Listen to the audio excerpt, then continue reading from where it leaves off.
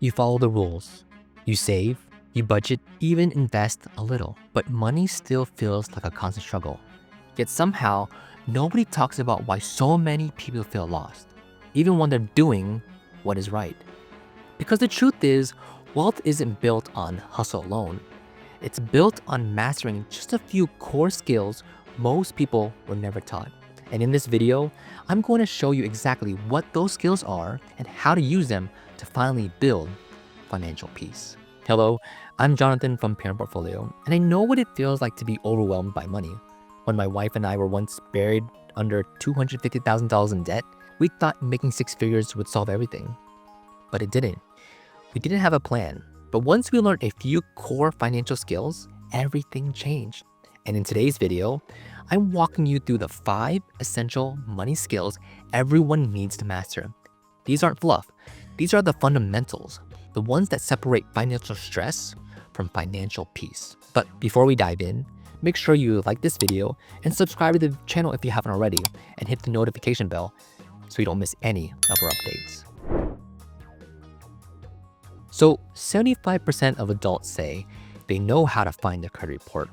That's not bad, but can we aim a little higher?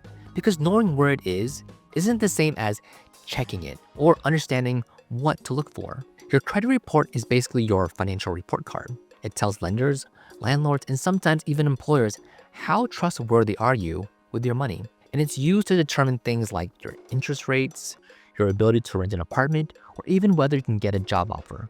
So what's the easiest way to get your reports? Go to annualcreditreport.com. It's free, federally authorized, and won't ding your credit score. Answer a few identity verification questions, and boom, you get access to all 3 bureaus, Experian, Equifax, and TransUnion.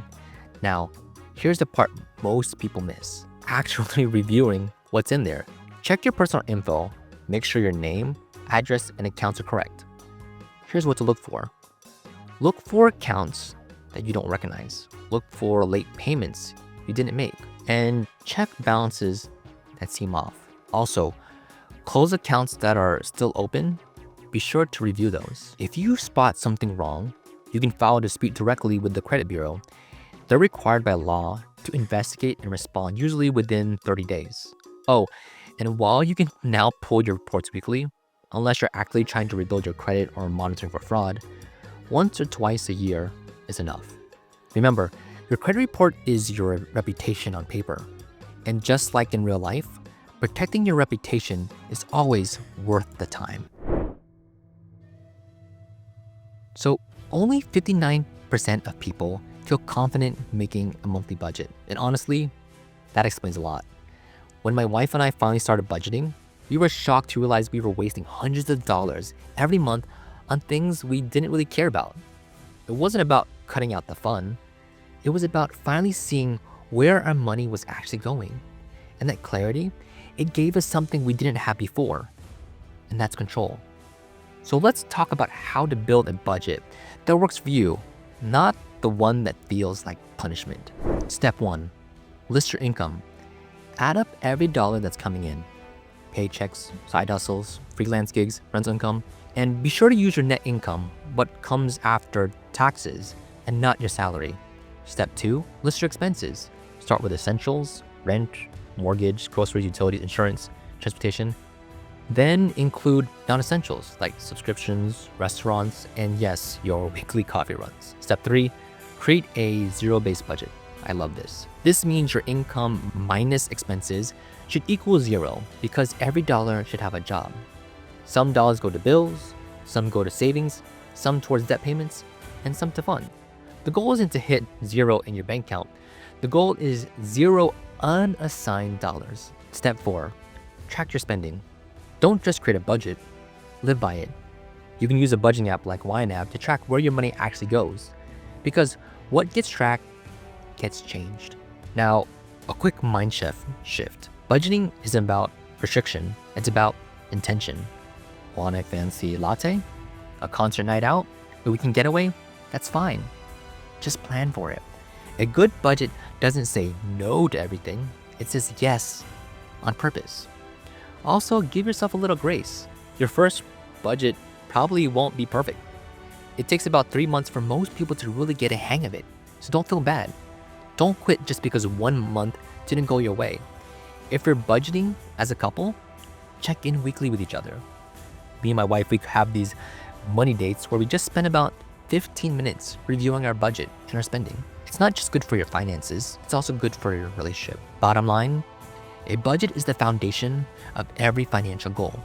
It's how you stop wondering where your money went and start telling it where to go.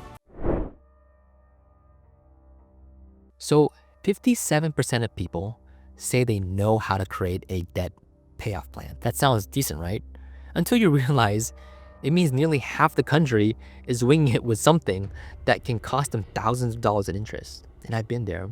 When my wife and I had over $250,000 in debt, it felt overwhelming. Like we'd be stuck paying minimum payments for the rest of our lives. But that all changed when we discovered the debt snowball method. It gave us a clear, step-by-step plan, and more importantly, it gave us momentum. So here's how it works. List your debts from smallest to largest. Ignore the interest rates for now. We're going for wins, not spreadsheets or numbers. Next, pay the minimum on everything, except the smallest. Attack the smallest debt with everything you've got. Every extra dollar goes there. And lastly, once that's gone, celebrate. Then roll that payment to the next debt. It's called a snowball because the payment gets bigger and more powerful as you knock down each one. And here's why this method works. It builds confidence. Paying off that first small debt, it's like flipping a switch. You realize, hey, I can do this. That mind shift is what helps people stay consistent, even when progress feels slow. Because let's be real, debt isn't just math, it's emotional. And sometimes the emotional win is more important than the mathematical one. 56% of adults say they feel confident about saving.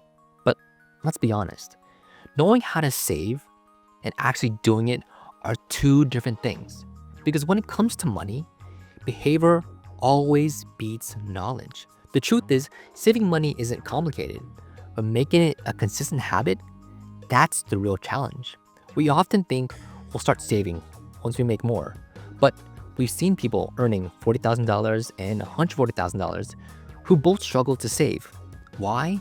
Because saving isn't about income, it's about intention. If you want peace of mind, start with your emergency fund. That's your financial buffer when life happens. Aim for 3 to 6 months of expenses, not your entire income, just what you need to cover your basic necessities. Now, where should you put it?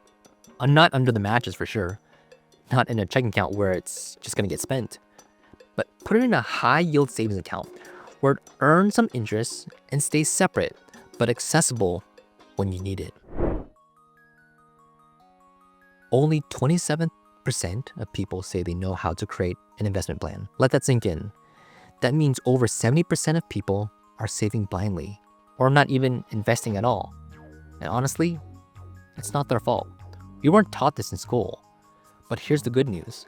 You don't need a finance degree or even a crystal ball. You just need a simple, repeatable system. And here's how. 1. Contribute to your 401k, especially if your employer offers a match. That's free money you don't want to leave on the table. If they match 3% or 5%, contribute enough to get the full amount. 2. Open a Roth IRA. This account lets you grow your money tax-free. You contribute after-tax dollars, but when you retire, you can actually withdraw your investment gains without paying taxes. That adds up pretty big over time. And 3, invest at least 15% of your income. That might sound like a lot, but remember, you don't have to start there immediately. Work your way up there over time. The goal is to get your money working for you so you're not relying 100% on your paycheck forever. 4. Choose simple, low-fee investments. Stick to index funds or target date retirement funds. These diversified, low maintenance don't require you to pick stocks or even time the market. They follow the broader market, and over time, the market goes up. And if you're just starting out, a target date fund is one of the easiest options. You just pick a year, close to when you'll retire, like 2055 or 2060, and the fund automatically adjusts from aggressive growth to more conservative growth as you get older. So let's do a quick recap. Today, we've learned to check your credit report so that you can protect your financial reputation. We also talked about creating a monthly budget that aligns with your goals and not guilt. We want to pay off debt strategically using momentum, not just math. Save consistently so emergencies don't derail your progress. And build a simple, powerful investment plan that grows your wealth over time. But here's the thing, knowing these steps isn't the same as doing them. If you're like most people, personal finance can still feel overwhelming, especially if you're starting late, juggling a family, or just don't know where to begin. And that's why we've created this financial coaching program to help people just like you. So if you're tired of living paycheck to paycheck, and if you're finally ready to pay off your debt, build savings, and invest for your family's future, just click the link in the description down below and apply today. We build a step-by-step financial roadmap that's personalized for your exact situation. And we'll talk about the journey together, one decision at a time. It's time to stop guessing with where your money's going and start building the life that you deserve. Thanks for watching. You've got this, and I'll see you in the next one.